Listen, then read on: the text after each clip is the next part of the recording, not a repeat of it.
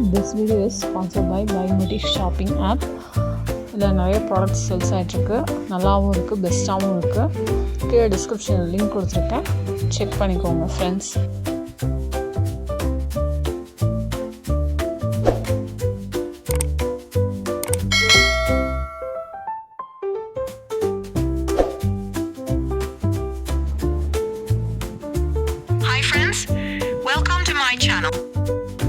கதை பெயர் நேர்மையின் விளைவு. கோவிலூரில் ஒரு அழகான சிறிய கிராமம். அங்கே உள்ள பள்ளியில் 5ஆம் வகுப்பில் படிக்கும் ஒரு சிறுவன். அவன் பெயர் கிருஷ்ணா.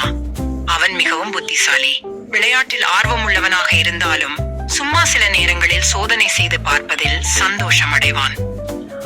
அவன் பெற்றோர் நல்ல பழக்க வழக்கங்களை சொல்லிக் கொடுத்திருந்தாலும் ஏன் இப்படி செய்யக்கூடாது என்ற கேள்வியுடன் 4 பாகை யோசிப்பான். ஒரு நாள் கிருஷ்ணா பள்ளிக்கு சென்ற போது ஆசிரியரின் மேசையில் ஒரு பசுமை நிற பாட்டில் இருந்தது. அந்த பாட்டிலில் பழச்சாறு. ஆசிரியர் அதை மதிய உணவுக்கு பிறகு குடிப்பதற்காக வைத்திருந்தார். அந்த நேரத்தில் ஆசிரியர் வகுப்பறையை விட்டு வெளியே சென்றிருந்தார். கிருஷ்ணா பாட்டிலை பார்த்தான். திடீரென்று அவனுக்கு ஒரு யோசனை வந்தது. இந்த ஜூஸில சிறிது உப்பு கலந்தா என்ன ஆகும்? ருசி வேற மாதிரி ஆகிவிடும் போல் இருக்கு. அவன் சுற்றி யாரும் இல்லாததை பார்த்து புத்தகத்துக்குள் இருந்த ஒரு சிறிய உப்பு துண்டை போட்டு கலந்து விட்டான். மதிய உணவுக்கு பிறகு ஆசிரியர் அந்த ஜூஸை குடித்ததும் முகம் சுளித்தார். இது என்ன ஜூஸா இல்ல உப்புசா என்று பார்த்துவிட்டு அதை புறக்கணித்து விட்டார். பிறகு அது யாருடைய வேலையாக இருக்கலாம் என்று யோசித்தார். ஆனால் யாரும் ஒப்புக்கொள்ளவில்லை. ஆசிரியர் கோபமாக, நம்முடைய நடத்தையில் நேர்மை இருக்க வேண்டியது அவசியம்.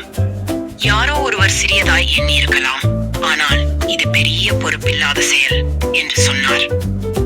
அந்த வாரம் கிருஷ்ணாவின் மனசு அமைதி இல்லை. ஆசிரியரின் முகம், வார்த்தைகள் அவனுடைய மனதில் ஒலிக்கத் தொடங்கியது. நான் சிரிக்க சிரிக்க செய்தது ஒருவரை வருத்தியது, அதுவும் என் ஆசானே என்ற எண்ணம் வந்தது. அவன் பள்ளியில் நடந்த சம்பவத்தை இரவு நேரத்தில் தன் அம்மாவிடம் சொன்னான். அம்மா மெதுவாக சொன்னாள், நம்மால் யாராவது மனதளவில் புண்பட்டால் அதை நம்மால் சரி செய்ய முடியும். ஆனால் அதற்குள் நம்மால் தைரியம் தேவை. அதைத்தான் நேர்மை சொல்கிறது. அடுத்த நாள் பள்ளிக்கு வந்த கிருஷ்ணா வகுப்பின் முடிவில் ஆசிரியரிடம் தனியாக பேச விரும்பினான். அவன் மெதுவாக சென்றான். சார், மன்னிக்கணும், அந்த ஜூஸில் உப்பு நான் போட்டேன்.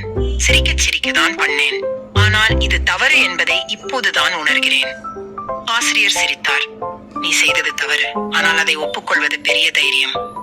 இதுதான் உண்மையான நேர்மை. அவரது கண்களில் ஒரு அமைதி இருந்தது.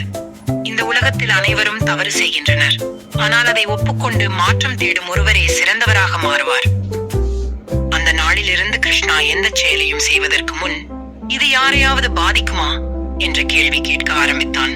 அவன் நம்பிக்கை மற்றும் நேர்மையுடன் நடந்து கொள்ளத் தொடங்கினான். அவன் நண்பர்களும் அவரை மதிக்கத் தொடங்கினர். ஆசிரியர் அவரை பாராட்டி பள்ளி நிகழ்ச்சிகளில் முக்கிய பொறுப்புகள் கொடுத்தார். கிருஷ்ணாவும் பொறுப்புடன் அனைத்தையும் செய்தான். நெறிப்பாடம். நாம் செய்த சிறு தவறு கூட பெரிய பிணையாக மாறலாம், ஆனால் அதனை உணர்ந்து நேர்மையாக ஒப்புக்கொள்ளும் மனிதனே உண்மையான பெரியவன்.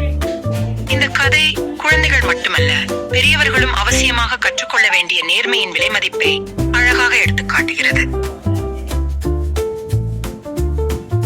ஸ்டோரி பிடிச்ச லைக் பண்ணுங்க, ஷேர் பண்ணுங்க, சப்ஸ்கிரைப் பண்ணுங்க, காமெண்ட் பண்ணுங்க.